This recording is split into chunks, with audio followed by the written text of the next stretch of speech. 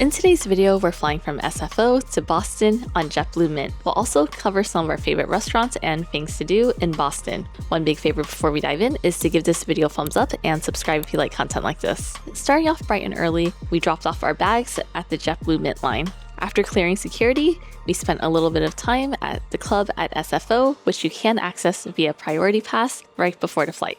One really nice thing is that the gate is B6, so super close to the club. We have 10 minutes before boarding, so going to pack up here and see you on the plane. B6 is also the airline code for JetBlue, so that's kind of cool.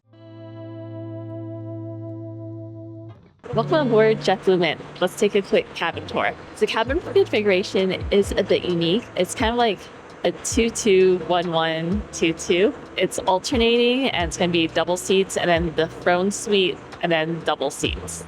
We are flying on Airbus A321, and this configuration is considered like the old Mint suites. Definitely subscribe to the channel if you want to see the new JetBlue Mint suites in a future video. So right off the bat, this is a lie flat seat, and it's pretty comfy. The seats are actually going to be from Tuft Needle, and so is the bedding. We'll unbox this later. To my right, you can find a light. This is a reading light that I'm moving up and down right now. 3 different levels, 1, 2, 3. Right behind there is going to be a cubby where there's some water. So water is from Saratoga. Right under that is going to be plugs and outlets for the headphones. There's also a panel for the seat controls. There's takeoff and landing mode, relax mode, lumbar support massaging, and then button controls for the cushion, bed, and floor light. So let's try out the floor light. Over here is going to be a remote control, and this is going to control the entertainment system. A bit dated, but it works. Over here are going to be the shortcuts for light, massage, and seat controls. If you're in a duo seat and you don't really know your neighbor, there's not really a divider. So in the middle here, this is actually where the dining tray is. Right in front is going to be the entertainment system, and you can see that it's going to be about 2 iPhones wide. There's also a lot of leg room and shoe storage. And right in the middle console, there is going to be a document holder plus more plugs. And right above the seat, there are reading lights and an air vent. The seat does come with a bunch of goodies. Headphones are going to be by Think Sound. Pretty comfy. They're not even plugged in yet, but it does actually cancel out a lot of noise. Try these out later in the flight. The amenity kit is going to be by Cara. Right off the bat, this is super plushy, so it kind of feels like a sleeping bag or kind of like down jacket material. Pretty fun. Let's unbox it.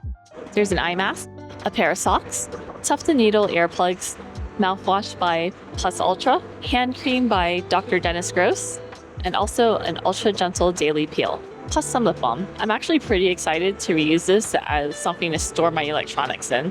It's one of the few amenity kits that are pretty compact, and I would feel comfortable just like tossing it in my bag. Another cool thing is that if you have more than one, these actually snap together.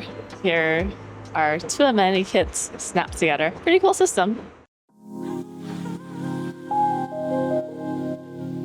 It's about a 5-hour and 15-minute flight to Boston, and since it is morning time, the meal service is going to be around breakfast. So the catering is going to be from Bar Pascali.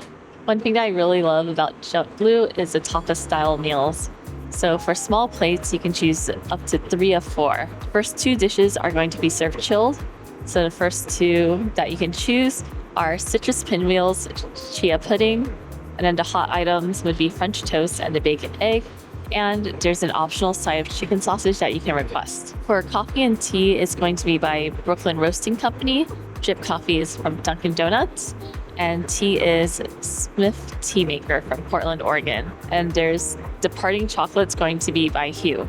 There is also a cocktail and wine menu. Sparkling, white, orange, light red, and big red wines. For cocktails, there's signature mint condition. And one really nice thing is that you can also get that 0 proof, which is what we're doing because it's too early for me to drink. There's also a maple old fashioned. For beer and liquor, there's beer and hard seltzer, plus a wide range of liquor, plus mixers. What are your thoughts so far? Pretty good. I'm a fan. Bit dated, but it works. Yeah, excited for the flight. Okay, let's check out the entertainment system. For the entertainment system, you do have a couple of options. There's DirecTV, some movies, shows, SiriusXM, or you can stare at the map. Let's look at the map. We're about 20 minutes into the flight, so about 4 hours and 58 minutes left. All right, it's mealtime, so the setting is like a little paper. All right, breakfast is here and it looks pretty good. So from left to right, on the top corner, we have the chia seed pudding, our eggs, French toast, and this side of sausage. French toast is massive. I'm kind of excited to dive in, so I'm going to start with that first. So on top of the French toast, it's going to be whipped cream and raspberry thyme syrup. So the flavors are there, but it is a little dense in texture, so not as fluffy as I'd like. Okay, let's move on to the baked egg. If you like tomatillo sauce, you'll like this one. The egg is perfectly cooked and tomatillo sauce gives it a nice kick.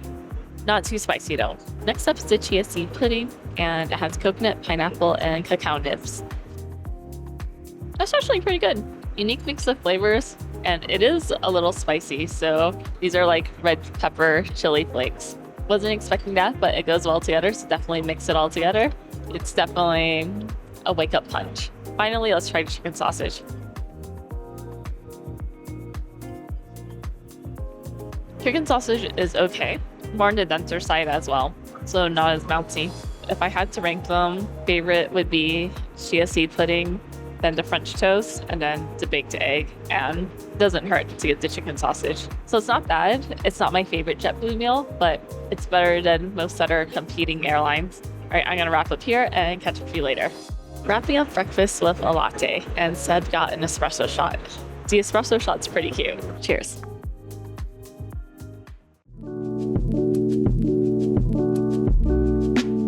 One really nice thing about JetBlue flights, regardless of which cabin you're in, whether it's economy, premium, or mid class, is that in the middle, there is going to be a snack drawer. So you can find lots of different beverages there. Sodas like Pepsi, Starry, ginger beer, and also water. To the right of that is going to be the snack drawer.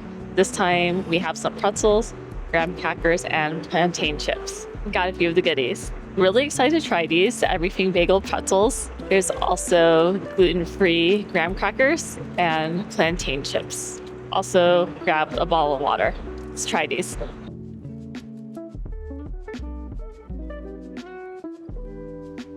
They're stuck together. You want to try one? It tastes like a normal pretzel. You can't really taste the everything bagel seasoning. Next up, graham crackers. These are also a little on the bland side, so some pretzels will be like really salty, but there aren't really like chunks of salt on here. So this does taste pretty healthy. All right, let's try the classic grahams. Oh, these are really cute size. Nice little graham cracker disc. Nice hint of cinnamon, pretty light. Also tastes pretty healthy, not too sweet. Finally, the plantain chips.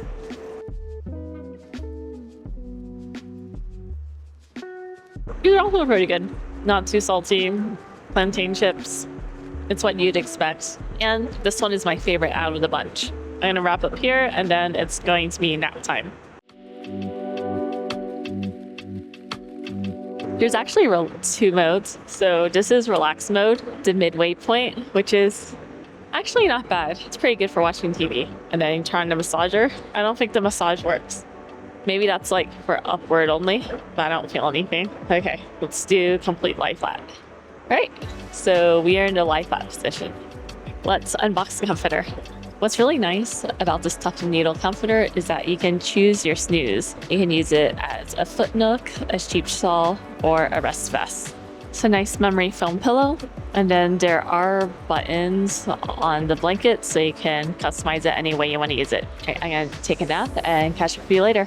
We booked this flight using cash because for some reason this weekend it was just on sale compared to every other weekend in December. I do have mosaic status, so I use a move to mint certificate in order to move from economy to mint. What's nice is that in 2024, They made this system change where you can apply the certificate right away and it will clear. So in the past, you had to wait a few days before to see if your move to Mint would clear, but now it's just automatic as long as seats are available.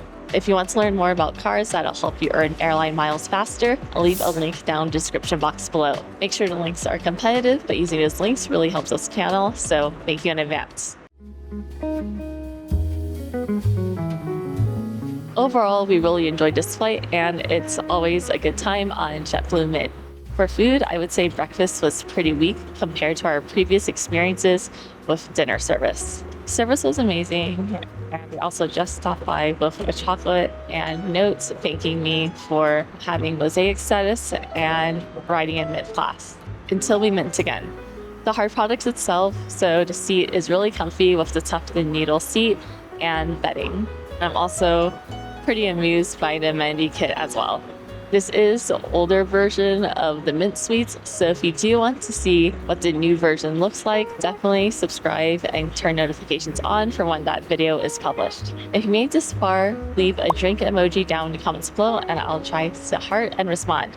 My question to you is, what are your thoughts on JetBlue Mint, and what's your favorite domestic first class or business class? Let me and everyone else know down in the comments below. See you in the next line.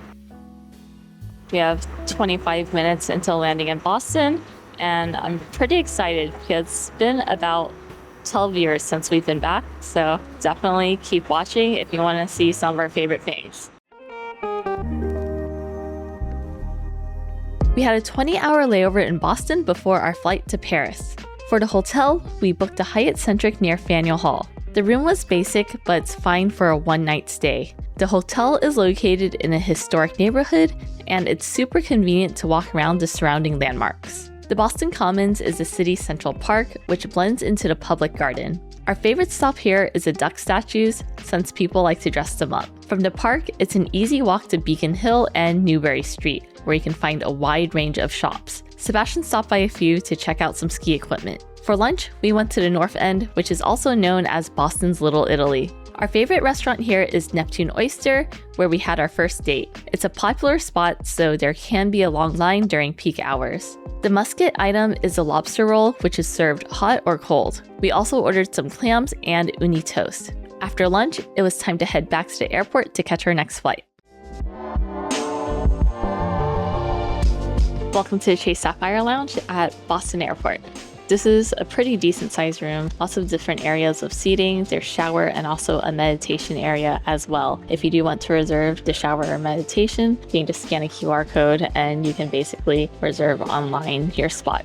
There's also made to order food if you want something like a hamburger. This is what the Chase Sapphire burger looks like. Sebastian will report on how it tastes. There's also a pretty decent buffet spread.